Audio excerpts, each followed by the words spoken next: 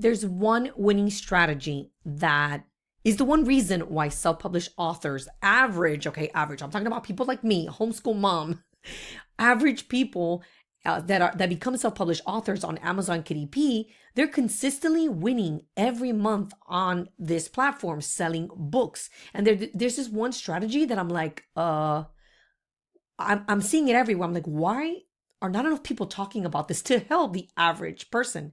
Well, my name is Maritza, if you're new to this channel, and I started on this self-publishing journey by being a self-published author of my memoir and then a few other books. Then I stopped and became a ghostwriter. I started ghostwriting for all kinds of people, some that were new to self-publishing, others that were more seasoned, and others that were already on their way to making six figures with their books. So I've worked with so many different types of people, and I started this channel. I'm like, you know what? Let me share what I'm going through. Let me share what I have learned throughout my ghostwriting experience. And now that I have stopped ghostwriting completely and I am focusing more on self-publishing my own books, because I did stop for a while, I'm now going back into the swing of things, and I have been doing so for, I want to say, a solid year. And I have come across one thing that has gained me some consistent sales that I'm like, why didn't I come across this? Why weren't people talking about this back then, years ago, when I wanted to publish my first book?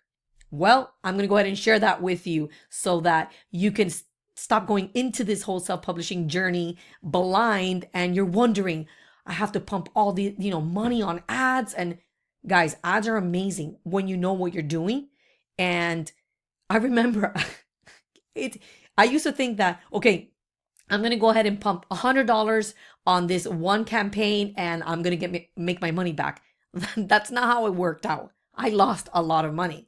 I lost $100 here. I lost $48 here. I mean, I spent so much money on ads thinking that that was the way to go. And although it is helpful and there is a place for ads, there's something else that people are not talking about enough. Let's be real. You come into self-publishing thinking about exactly what I thought about when I started. I'm like, I want to publish this book. It's very close to my heart. It's my memoir. I want to share my journey, my experiences, my life lessons with other people, which is normal. We all come into it with some kind of a purpose. Some of us also come into it because we're very creative and we want to create different types of maybe like coloring books or maybe activity books, and that's pretty cool too. But what's hilarious to me is that you think, back then, I laugh at myself. I'm like, I'm going to push this book out. I'm going to blast it on social media and it's going to be a classic. It's going to be a memoir that a lot of people are going to read and it's going to blow up. No, it blew up in my face. Sure, I made some sales, but over time, I would get maybe one sale every year, if anything. If I were lucky. Our books, you know what? Let me take off my glasses. This is the glare. It's killing me.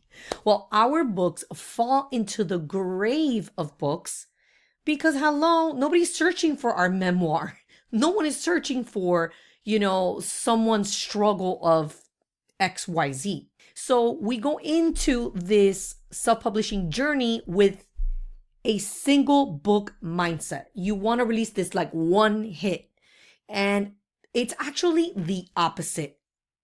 I want you to stop what you're doing right now. If you're cooking or whatever, I want you to listen to me very closely. You need to shift from thinking of a single book mindset, you're going to publish one book. No. You want to make consistent sales on Amazon, KDP. Not only do you have to do your research, okay? You must go from a single-minded book to let me publish a series of mini books. It doesn't, when I say multiple books, you're probably in your mind, you're like, oh my, I can barely do one. I can barely finish one, right? But it doesn't have to be complicated. It can be a mini series. Your book can be 50 pages long. It can be 75 pages long. It could be 100. It doesn't have to be a whole novel. And it doesn't take a lot of money because that's the problem. When it comes to publishing one single book and you're just starting, You want to pay a ghostwriter. You want to have the best book cover. Although it is good to have a good book cover, that's not the point. You want to spend all this money on all of these different, things that you need, right? But you're going into it already in debt because you're not even sure if your book is going to sell.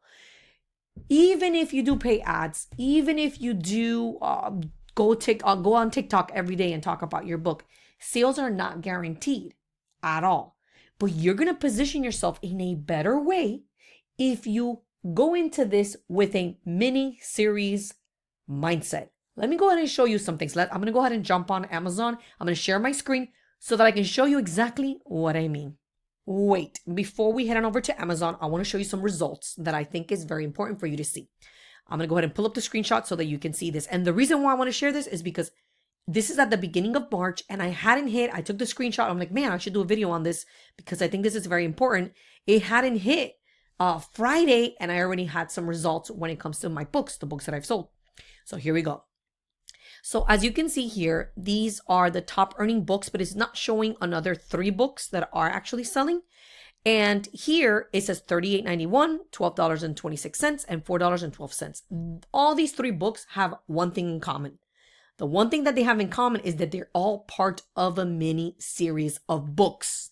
They're part of different series. Guys, pay attention because this is powerful. When I created one of these books, the second book started selling because I did 5. So the second book started selling and then the third book started selling for one of my series. Then I began another book brand and that one is selling as well. And it's for children. Now, very important because this is something that I didn't understand before. When the gurus, the people making the money, the big bucks on Amazon, KDP, when they blur out, then they share their results and they blur out the books that they are publishing on Amazon. The reason why they do that is because they have spent so much time and resources to find these niches and to create these types of books, maybe paying ghostwriters or someone to design the book covers, interior pages, and so on and so forth, to just hand someone a niche. So it's very important that you do not only your research, but you go into self-publishing with the mindset of multiple books of that same kind. So now let me go ahead and go onto Amazon so that I can give you an example of what I'm talking about. Okay, so friends, example number 1. Here we have Self-Love for Women, 4 books, guys. You saw that? 4 books, okay? The author is Megan Logan, Rachel Johnson, and Jordan Brown. If you notice, these books sell really well. And guess what they have in common? They're all around the same niche, but they're targeting what? A different audience. This is a workbook. Well, let me be more specific. This is a workbook for women. Self-doubt, self-compassion, embrace who you are. Boom. But the next one is not a workbook. It is a journal. This one has prompts, practices, self-worth, self-care, and self-acceptance. All of these self-doubt, self-compassion, it's like taking a customer through a journey. They want to get on that journey. They're like, you know what? I want to get rid of this self-doubt. I want to feel more, I want to have more compassion over myself. I want to embrace who I am. But then it's like self-love journal. You're like, wait, I want to do some prompts every day and journaling. And I need to take care of myself, which is self-care, self-acceptance, accept who I am. But now look at this. This is very interesting. Now the audience, they're targeting Black women. Build self-compassion, nurture your true self. And then here it's trauma recovery. So this is what I mean. They're targeting different things, but it's the same concept. It's under self-love. So I want you to think about that for just 1 minute. What can you create that's around the same topic? It could be healing. And then you do healing for women workbook, healing for women journal, healing for women or for teen girls, healing for women, healing for teen girls, trauma recovery. Do you see where I'm going at? This can be extremely powerful. Example number 2, the Emotional Recovery and Connection series. As you can see, these are all emotional recovery, dealing with your emotions, being able to understand trauma so that you can build better relationships. This is for those who struggle with maybe reacting and trying to understand how to react better, and their fear of abandonment, and how to overcome unhealthy maybe patterns, thinking patterns, and things like that. So they're all surrounding that same like healing and recovery theme, which is really great. And you can see 169 what do you call it? Oh my God, reviews, 122 reviews, 101 reviews. Let's go ahead and see who this author is. Mara Sinclair. So there you have it. This is for Mara Sinclair. And guess what? If the cool thing about this is that if one person purchases the first book, they're most likely, if they like it, they're going to purchase the second and third book. Also, recognize your own behaviors. If you really like an author, you're going to buy more than one book. I'm going to give you an example. I love book 1. Another book. I love this one author. How many books have I purchased of hers? Not including the Housemaid series. Frida McFadden, I love you. These are only some of the books that I've purchased from this author. When you love an author, you become a loyal customer. It's insane. I have developed a huge library. I think I've read most of her books with the exception of a few. But I've developed such a great library of her books, and I actually have The Intruder. It's downstairs, and I have other books in next to my my bedside. But when you create multiple books in the same genre, guess what you have? You get customers, and that's what I want you guys to. Oh, I didn't share this one. So yes, guys, I love Frida McFadden. I highly recommend her. She is an amazing author. But as you can see, if you like a book, you're going to end up buying multiple books within that category. And if you love the author, you're going to be loyal to that author. I've tried to read other authors and I'm like, it's not Frida McFadden.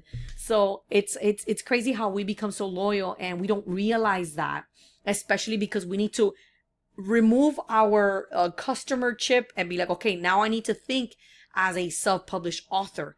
I need to think in terms of not just producing a one-hit wonder, okay? That is most probably not going to be a one-hit wonder. And what you're going to experience once you publish this amazing one book and have this one book strategy is a deafening silence, okay? Which sucks.